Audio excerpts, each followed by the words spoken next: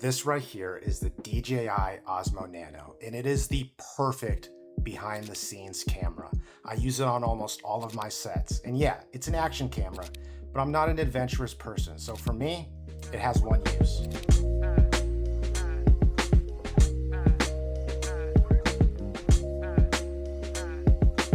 And the first thing we're gonna touch on is, well, it's two cameras, it's two pieces. We have the vision dock, and then we have the actual camera.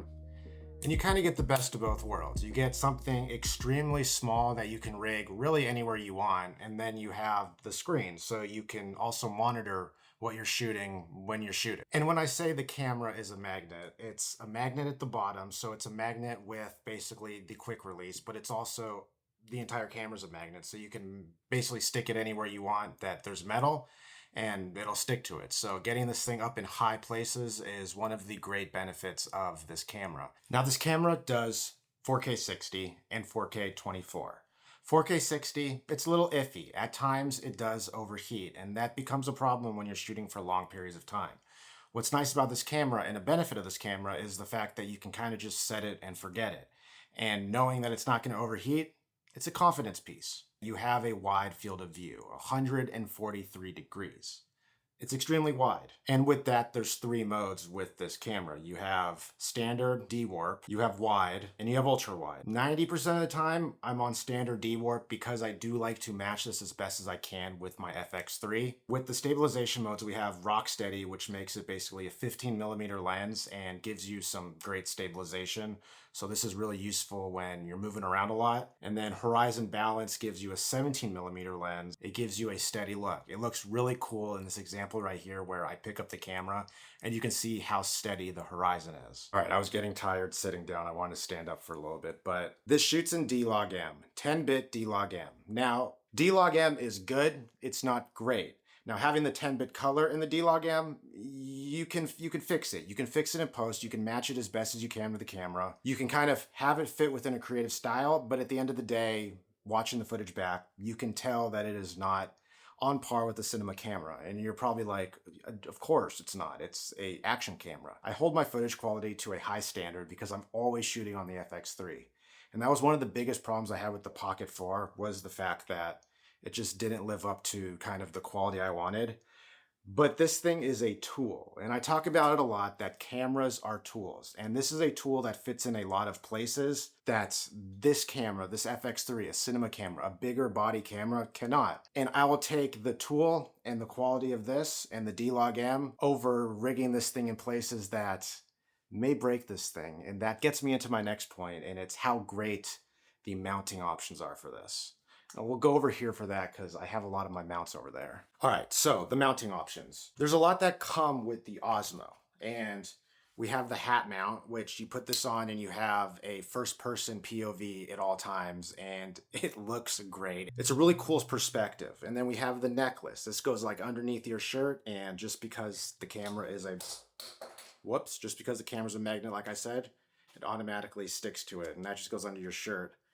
And then it comes with the car mount. This is the one I got a problem with. Car mount kind of sucks. Like, with the car mount, I mean, a suction cup. I call it a car mount. You have to trust the suction cup. And I didn't trust that. So I went ahead and bought this thing, which is like a real suction cup. And I strapped this to my car. I went for drives in my car with this thing. I have to pull it off my car with all of my force. So to say I trust this thing is an understatement. I really trust it. And that's the number one thing when it comes to mounting a camera to a suction cup to a car is trust. And then finally, what probably my favorite thing is my magic arm. I'm able to clamp this to whatever camera I'm using on set. A lot of times when I'm DPing or being the cinematographer, camera operator, whatever you want to call it, I like to mount this to my camera. And it has a quick release, so all I got to do is go like that, and I can go from that straight to my hat, back onto this. And what this thing is so good at is the modularity of it, is the fact that you can rig it anywhere. I'm able to get it in high places that I can't put my FX3. I'm able to put it outside of my car, rigged to my car, where I don't want to put my FX3. You're starting to see the trend. This thing is a tool that is fixing, I think, something that was missing in the way I storytell and the way I tell stories throughout my vlogs, and that is kind of those shots. And now I'm able to do them, and I find it very useful. When I leave the house, I grab that camera no matter what, simply because it is so small. It fits in my pocket, it fits in my fanny pack, it fits in my backpack, and it doesn't take up any room. I don't have to think about it twice. Now, as you can see, there's this thing on it, and this is an ND filter. And to keep this thing as cinematic as possible and keep the footage, the integrity of the footage, as close as I can to my cinema camera, I gotta keep the shutter speed at 1/50 and keep the ISO low. Now, with all the good, there is probably the worst thing about this, and it is the battery life, which is also probably one of the most important things. It's two pieces. We've talked about this a ton in this video, that it is two pieces. And this is a screen, it's all the settings, and it also acts as a battery bank.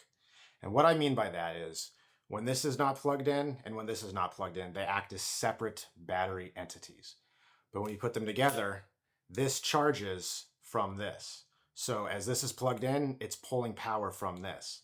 And when this gets to 0% or this gets low and you can't use it anymore, this becomes obsolete and useless. So if you're at 80% on this, you plug it into here, it's automatically going to be pulling power. So there's been times I have been at 100% at this the entire day, and this has been at 20%. I've learned the trick is to only charge this thing when you need it charged. Treat this like an actual power bank. It takes some time to realize that is the best way to do it, and that is the best way to get the fullest potential on a set day or a shoot day. But once you figure that out and you realize that you don't need to plug this in at all times, then it works for you. This is like a client monitor. It's a monitor, so you don't have to plug in it at all times, and that's the beauty of it. But say it does die, and I've been on set and it does die, extremely fast charging. This thing charges extremely fast, and that's nice because a lot of times by nature, you automatically connect the two simply for one. That's how kind of people operate when two things can do that. It becomes like a fidget tool. And two, that's just like how I throw it in my pocket. It's how I store it, is like connect the two, so I don't lose one of them. I have the DJI Mic 2s, and they do connect to them, but there's a caveat. It connects to them. You can monitor audio if the two pieces are connected, the camera and the vision dock. The second you disconnect them, you lose the preview and you lose the audio levels. You don't lose them, it's still recording, you just can't monitor it. So this Osmo comes in 64 gigs or 128 gigs. I originally had the 64 gig in my cart ready to pick up, and I opted in for the 128 just because I wanted all of the storage for it. And there's something that you'll notice when you dump footage, and I did it a couple times before I researched it and figured it out. If you just use a normal USB plug, the thing will disconnect and connect every like 5 to 10 seconds, and that makes corrupt footage.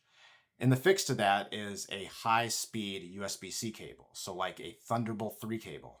Those high-speed cables that transfer footage at a higher speed have a better connection with the Osmo, and it doesn't disconnect. So that's something I learned. But also, it has expandable SD card slots. So if you do run out of the 128 or the 64, whichever one you have, you can put a micro SD in there and get more out of it. Now, the question everyone asks when they watch these types of videos is, who is this for?